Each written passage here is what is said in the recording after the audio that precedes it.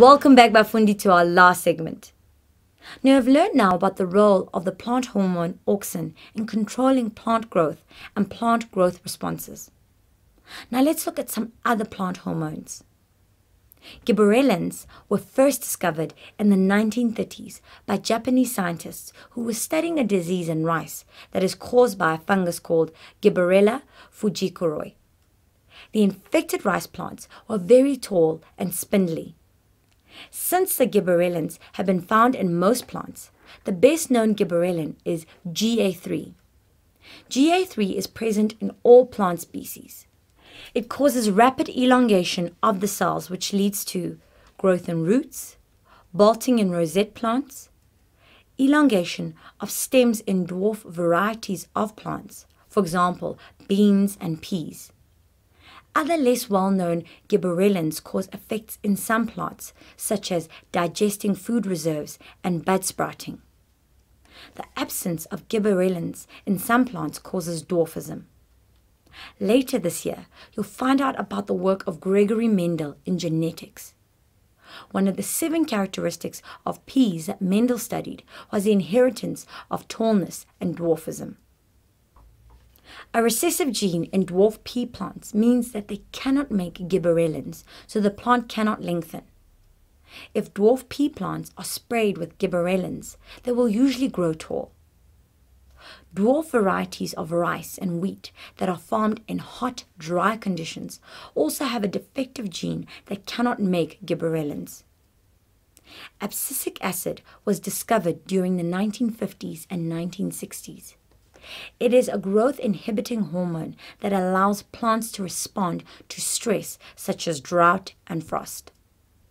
Despite its name, abscisic acid has little control over leaf abscission of deciduous trees, though it may be involved in fruit abscission.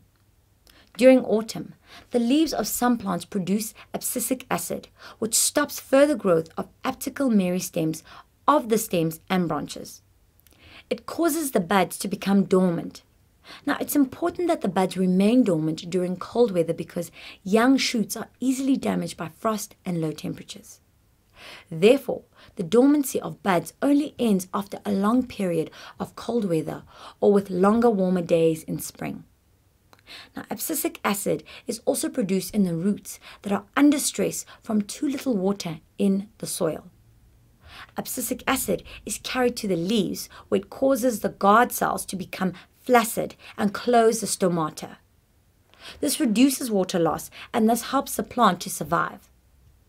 Most plants have a stage in their life cycles in which there is a period of dormancy. For example, annuals pass through unfavorable seasons as seeds.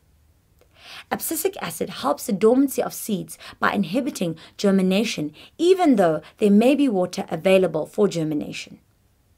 Abscisic acid also prevents the germination of seeds while they are still in the fruit. This gives the seeds time to develop fully so that they are not only dispersed when they are ready to germinate. It also means that not all the seeds will germinate at the same time. Germination can only happen when the inhibiting substance have been washed away by water. Now, do you know that plants can also react to danger in the environment? Being eaten by a herbivore is great danger to the plant. Now, to avoid being eaten, plants may have physical defenses or chemical defenses. Physical defenses include the following. The bark of trees protects the inner nutrient-rich tissues from herbivores. When the leaves of many plants mature, they become tougher and more resistant to attack by insects. Some plants have a thick waxy cuticle to protect the leaves. Thorns or spines protect plants from being eaten. The soft succulent leaves of acacia trees are protected by thorns.